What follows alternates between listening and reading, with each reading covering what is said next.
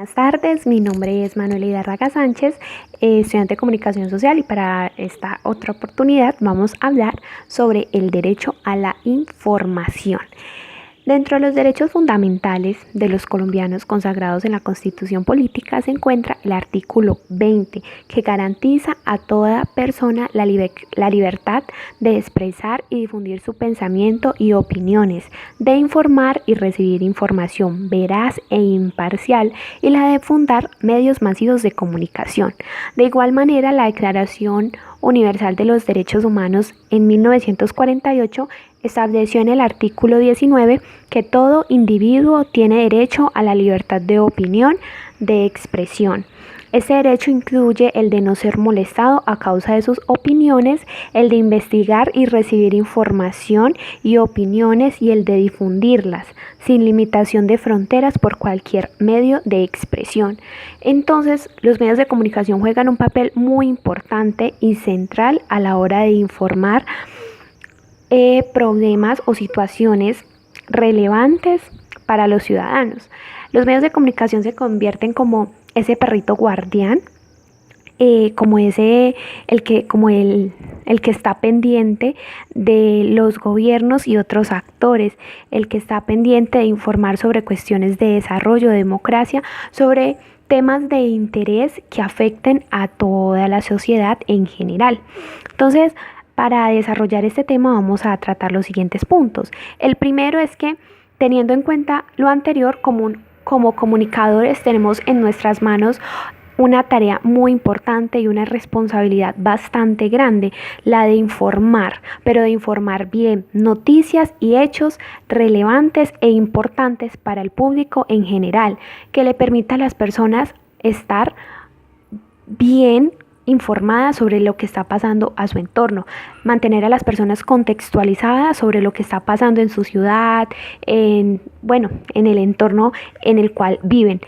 Joseph Pulitzer plantea que por encima del conocimiento, de las demás noticias, de la inteligencia, el corazón y el alma del periódico descansan sobre su sentido moral. Es decir, que antes de la inteligencia, antes de todas las noticias, como de la fama, como del reconocimiento de los periódicos, diría yo que se podría ampliar también a los medios de comunicación, el corazón y el alma del periódico están en su sentido moral. Es en la moral, es con base en la moral que todo florece. Si nosotros tenemos una virtud ética forjada, bastante arraigada, los frutos van a ser mucho mejor. Entonces, a eso se refiere Joseph Pulitzer, que antes de todo debemos de ser morales, debemos de ser éticos. La libertad de información por parte de los periodistas se ve amenazada de muchas formas, y no solo en Colombia, sino en decenas de países, por medio de la censura, de la constante violencia contra periodistas, contra los medios, impunidad de crímenes violentos. Entonces, nos vemos bastante afectados por practicar el derecho a la información. En la Cumbre Mundial sobre la Sociedad de la Información se afirma que la libertad de expresión y el acceso universal a la información son las piedras angulares de la sociedad. Es decir, que como ciudadanos y como personas tenemos derecho a estar informados, a que nos cuenten qué está pasando con nuestro alrededor, qué está sucediendo. Y bueno, el segundo punto es que, referente al derecho a la información, tenemos dos ejemplos puntuales que sucedieron en nuestro país. Uno fue en el año de 1994, cuando el doctor Andrés Pastrana dio a conocer ante la opinión pública unos narcocassettes, los famosos narcocassettes, donde se hablaba del patrocinio por parte del cartel de Cali a la campaña presidencial ya del entonces elegido presidente Ernesto Samper, lo que desencadenó el famoso proceso 8000. Entonces diríamos, bueno, pero es que esta información está dejando al escarnio público la vida del presidente Ernesto Samper, pero bueno, es una información que debía ser dicha, porque nos estaban engañando a todos los colombianos. Era información que nos compete a todos, a todo el pueblo en general. Entonces, ahí primaba el bien común que el bien de, en este caso, del presidente Samper.